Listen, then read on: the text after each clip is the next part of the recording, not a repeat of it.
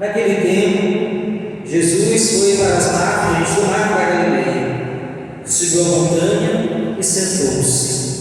Numerosas multidões aproximaram-se dele, levando consigo coxos, aleijados, cegos, mudos e muitos outros doentes.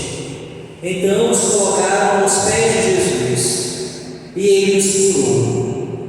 O povo ficou admirado quando viu os mudos falando, os aleijados sendo curados, os coxos andando e os cegos enxergando, e glorificavam o Deus de Israel.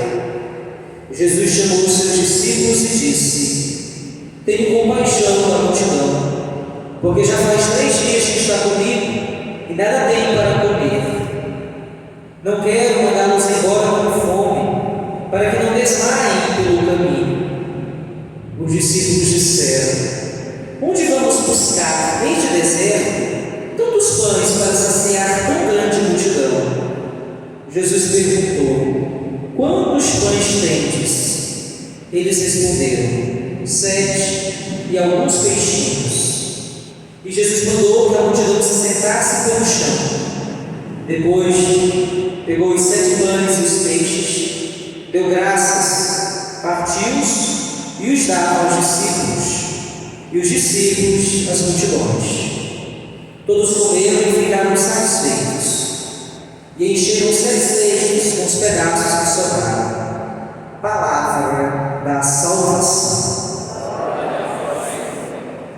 Caros irmãos, o tempo do Advento, no qual nós estamos celebrando, tem, podemos assim dizer, 2 etapas. A primeira etapa é a que atualmente nós estamos vivenciando, que vai do primeiro domingo do Advento até o dia 16 de dezembro. Então, quando as leituras irão fazem menção à primeira vinda do Cristo, as profecias daquilo que se cumpriu com a encarnação de Cristo no tempo oportuno, no tempo da paz, aquilo que nós conhecemos com paz romana, quando todo o império estava em paz, nascia ali o príncipe da paz, para revelar a todos que a paz não é algo externo, mas que nasce do coração do ser humano, do coração de Deus, a intimidade com o homem. Depois, a segunda etapa, a segunda parte, iniciará no dia 17 até propriamente o dia do Natal do Senhor, quando iremos fazer menção da esperança que nutre o nosso coração, nutre o nosso caminhar na segunda vinda do Cristo Senhor, para julgar os vivos e os mortos. Cristo que virá a sua plenitude para nos julgar. Ali vivenciaremos o grande tempo da grande intimidade com Deus, fora do tempo de erro, do tempo comum dos homens, distante das perturbações do coração humano, iremos de fato vislumbrar o coração misericordioso de Deus, que já hoje vislumbramos, mesmo que diante do véu do sacramento. Um Deus que nos ama e age com misericórdia com cada um de nós. Na leitura primeira da profecia de Isaías, o profeta nos fala do grande banquete celeste, o qual Deus dará para aqueles que permanecerem fiéis. Após ter suas lágrimas enxugadas, seus rostos enxugados, Deus dará um banquete sobre este monte para todos aqueles, um banquete com ricas iguarias, o banquete da alegria, o banquete que une todos os povos e envolve todas as nações. Passado o tempo de penúria, o tempo de morte, Deus dará ao seu povo a alegria eterna da comunhão com eles. Esse tempo já chegou. Que é a missa senão um grande banquete? O banquete da Eucaristia é um dos nomes que designam o sacrifício eucarístico. Nesse momento que agora nós estamos celebrando, o banquete da Eucaristia, são 9 os nomes que a Santa Missa recebe. Então, o banquete do Senhor, da intimidade com Deus, o banquete dos eleitos. Estamos aqui para nos saciarmos de Deus plenamente na palavra, e da Eucaristia, comungamos do corpo e sangue do Senhor, na sua intimidade, deste banquete de vida eterna, que nutre a nossa alma, é sustento para a nossa alma, não necessariamente sustento para o nosso corpo, devido à sua quantidade, o tamanho da Eucaristia, no qual nós comungamos, mas existem relatos de pessoas que, de um modo extraordinário, passaram anos se alimentando apenas da Eucaristia, apenas da comunhão, mas de modo ordinário, comum, alimentamos a refeição dada também por Deus e alimentamos a Eucaristia para o sustento da nossa alma. Sustento esse que o Senhor também concede no Evangelho que hoje nós ouvimos. Quando Cristo, ali no meio de muitos pagãos, reunidos aquele povo ao redor do mar da Galileia, um local que morava basicamente pagãos, concentração de pagãos, um lugar distante do centro, um lugar tido como desprezível, ali residiam os pagãos. E é exatamente ali que Jesus vai para operar milagres, curar, agir com misericórdia, revelar a sua misericórdia àquele povo, fazer o cego enxergar, o mudo falar, o surdo ouvir, o paralítico andar. É isso que nós ouvimos no relato evangélico de hoje, as curas, os milagres da multidão que continuava a caminhar com Jesus. É interessante, caros irmãos, que nós observamos que a multidão acompanhava Jesus por 3 dias. E após 3 dias de caminhada, perseguindo o Senhor, persistindo com o Senhor, recebem de Deus o pão da vida, recebem do Senhor o alimento salutar. E estamos iniciando o ano santo da esperança, o ano santo da esperança. E quantas vezes nós, no nosso dia a dia, na nossa vida medíocre, paramos de persistir, ou queremos desistir de caminhar com o Senhor devido àquilo que nós chamamos de demora de Deus. O tempo de Deus é diferente do nosso tempo.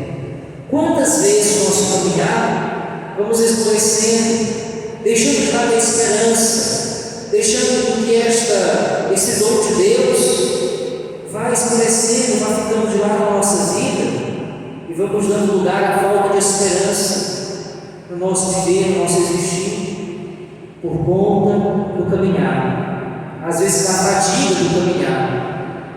Essa multidão de gente, de povo que continuava a seguir Jesus, estava sem se alimentar há 3 dias, e Jesus, que age com o coração, que age com misericórdia, pede aos discípulos: quantos pães tendes?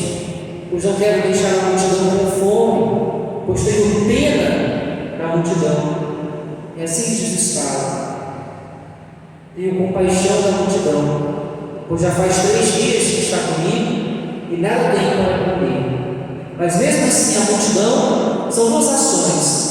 A ação da multidão, que mesmo diante da dificuldade alimentícia, mesmo sem o alimento corpóreo, continuava a persistir a caminhar com Cristo. E a ação do Senhor, que não despede o seu povo sem o alimento, porque age com o coração, ou seja, age com misericórdia. Cristo, o Senhor, poderia, após ter curado alguns, dizer: tchau, vou embora. Mas não, eu tenho compaixão, o olhar do coração, ou seja, a misericórdia.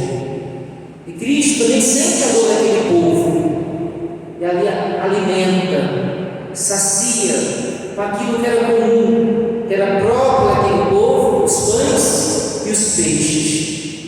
Tão poucos pães, a quantidade numérica irrisória, diante da quantidade de pessoas que ali estavam presentes na multidão. Alguns dizem 5.000, 4.000 homens, talvez com as crianças e mulheres, em torno de 5, 6.000 pessoas.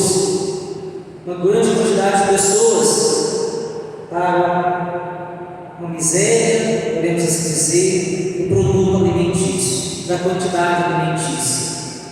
Mas nos fala o relato bíblico que sobraram 7 cestos.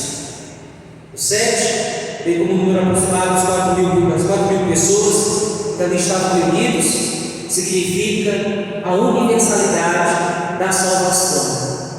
Deus, Cristo, que vem ao nosso encontro e age de igual forma para com todos. A igualdade da salvação. O Senhor, que não tem prediletos, mas a todos olha com o coração e tem o agir do coração para com o outro. E é isso que Deus quer na nossa vida, uma ação do coração, não um coração apaixonado, a paixão da euforia, do ódio, da raiva, do rancor, ou até mesmo a paixão dos enamorados, onde tudo é perfeito, do fogo da paixão.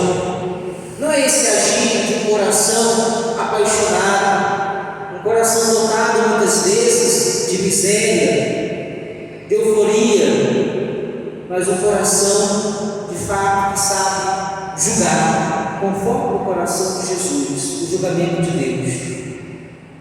O Senhor que não olha apenas para a ação externa, mas olha para o agir interno do coração e o desejo interno de continuar com a vida de transformação, o desejo de participar do banquete da Eucaristia, do banquete salutar, do banquete salvífico. Então o Senhor tem esse agir misericordioso, porque age não olhando apenas para as ações externas, mas age olhando para o princípio, a causa motivadora daquela ação. Por isso age com o coração e com misericórdia. E também nós, caros irmãos, a exemplo do Cristo Senhor, devemos agir com o coração, principalmente para com aqueles que, da nossa ignorância, da nossa prepotência, não são merecedores da nossa ação misericordiosa. Cristo que escolhe os pagãos para curar, para salvar, para anunciar. São Francisco Xavier, que hoje celebramos, vai para a China, para um país que não conhecia a Índia, que não conhecia o nome de Cristo, para ali também anunciar o reino de Deus.